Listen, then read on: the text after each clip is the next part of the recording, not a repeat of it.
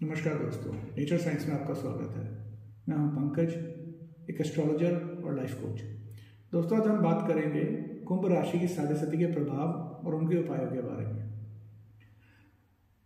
दोस्तों, कुंभ राशि पर साढ़े सती का जो पहला चरण है वो तब शुरू होता है जब शनि देव चंद्रमा से 12वें भाव में मकर राशि में प्रवेश करते हैं। इस स्थान पर बैठे शनि देव अपनी तीसरी दृष्टि से अपने समग्रह गुरु और शनि की मीन राशि को देखते हैं। सप्तम दृष्टि से शत्रु ग्रह चंद्रमा की राशि कर्क और दशम दृष्टि से अपनी उच्च राशि तुला को देखते हैं। जब भी शनिदेव मकर राशि में होते हैं तब जो जातक है वो बहुत ही ज्यादा बोलने वाला वाचाल बन जाता है। वो बिना सोचे समझे कुछ भी बोलना शुरू कर देता है और कहाँ पे क्या बोलना है इसका उसको ज्ञान नहीं रहता, जिसके कारण कि उसको काफी अपमानित भी होना पड़ता है और इस व्यवहार के कारण वो अपने लोग उससे नाराज हो जाते हैं और पराया जैसा व्यवहार करने लग जाते हैं। उसके भाई बंधु मित्र सगी संबंधी साथी उन सबका इसको विरोध सहना पड़ता है। ऐसी स्थिति के अंदर जातक उन सबसे दूर रहना ही पसंद करता है। यहाँ तक कि उसके घर में उसके बच्चों और स्त्री के साथ भी वैचारिक मतभेद हो जाते हैं और वो सिर्फ अपना ध्यान सिर्फ एक तरफ ही लगाकर अपने काम के अंदर, अपने व्यापार के अंदर पैसा कमाने लग जाता है।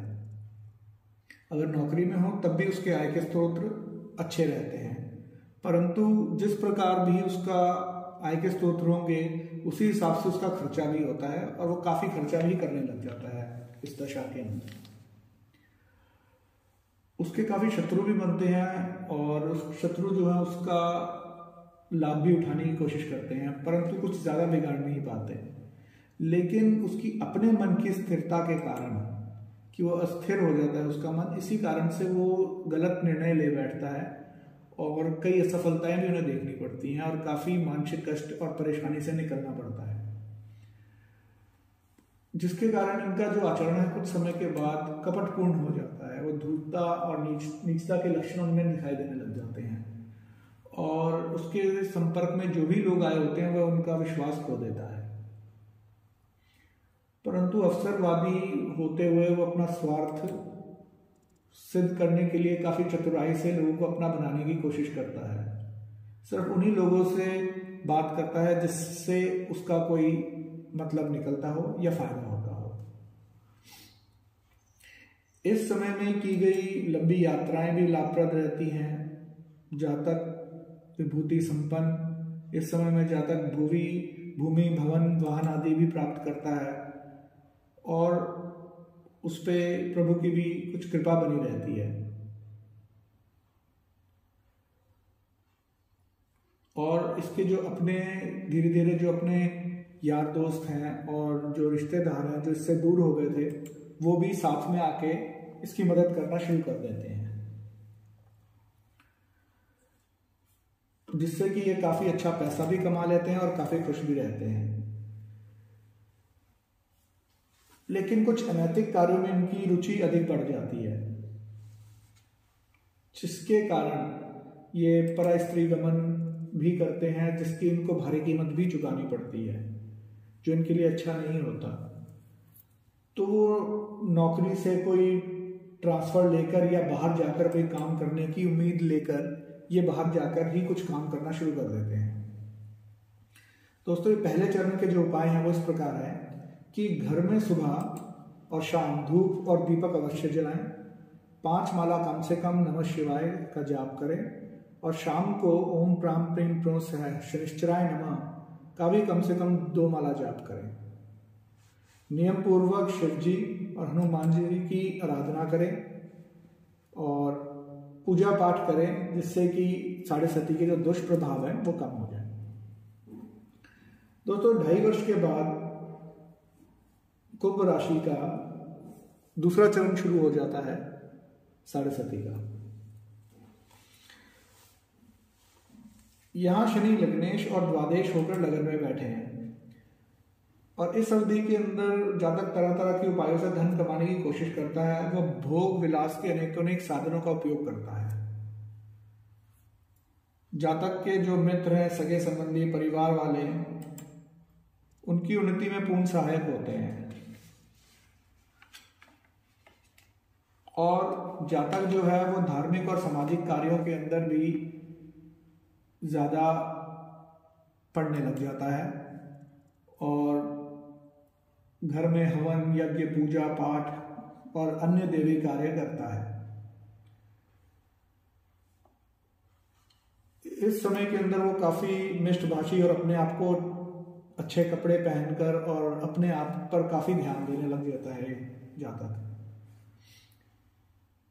समाज में भी इसकी प्रतिष्ठा बढ़ जाती है। लोगों के संपर्क में रहने से उसकी प्रगति भी ज्यादा होने लग जाती है। तो इस समय के अंदर जातक मिलनसार, ईमानदार, सीधा, सच्चा और अल्प क्रोधी और उपासक भी हो जाता है। तो दोस्तों, जो दूसरे चरण के जो उपाय हैं वो इस प्रकार हैं कि नियम पूर्वक हनुमान जी की पूजा पाठ और आराधना करें। हनुमान चालीसा व बजरंग बाण का पाठ करें हर मंगलवार को और शनिवार को। हनुमान जी को 4 लड्डू बूंदी के चढ़ाने और उसी लड्डू का प्रसाद सबको बांटना है। दूसरा, शनिवार को ब्रह्म मुहूर्त में बड़ या पीपल के पेड़ के नीचे सरसों के तेल का दीपक जलाएं। अगर आप ब्रह्म मुहूर्त में नहीं कर सकते तो शाम के समय कर लें और वही खड़े होकर पूजा करें। शनिवार के दिन काली गाय के पैरों को धोकर और काली गाय के माथे पर रोली का तिलक लगाकर सींगों में और उनके सींगों में कलावा बांधकर धूप, दीप और आरती से उतारें। उसके बाद गौ माता की परिक्रमा करें। 4 बूंदी के लड्डू भी उस गाली गाय को खिलाएं। दोस्तों, उसके बाद 5 वर्ष के बाद कुंभ राशि पर तीसरे चरण की साढ़े सती शुरू हो जाती है। इस ग्रह के योग से जातक कंजूस, लोभी परंतु श्रेष्ठ वचन बोलने वाला, स्पष्टभाषी बन जाता है। वह अपना मतलब निकालने व कार्य साधने में जातक बहुत चतुर हो जाता है और वाद विवाद, झगड़े में भी उसे काफी सफलता मिलती है। जातक परोपकारी और धार्मिक कार्यों में विशेष रुचि रखना शुरू कर देता है। घर में भी यज्ञ, हवन और साधु संगति में भी अच्छा और प्रसन्नता महसूस करता है। तो कुल मिलाकर इसके अंदर ज्यादा कष्ट नहीं होते अगर जातक कोई गलत कार्य ना करे। तो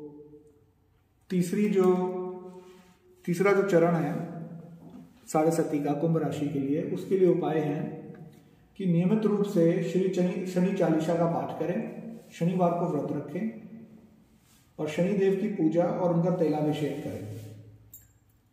मंगलवार को हनुमान जी को चमेली के तेल और सिंदूर मिलाकर चोला चढ़ाएं, सुंदरकांड का पाठ करें, गरीबों और अनाथों को यथासंभव उनकी सहायता करें।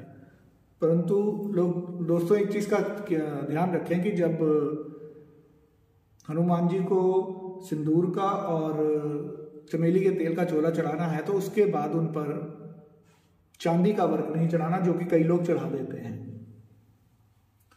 तीसरा, तेल की कटोरी में मुंह देखकर तेल डकैत को देना। कभी कभी अगर हो सके तो उसे भोजन भी कराएं और किसी शनि मंदिर की पैदल यात्रा भी करें। इससे भी जो शनिदेव का प्रकोप है उसमें कमी आएगी। और इन सब चीजों के साथ साथ मांसाहार का प्रयोग, अंडे का और किसी भी प्रकार का नशा बिल्कुल नहीं करना है।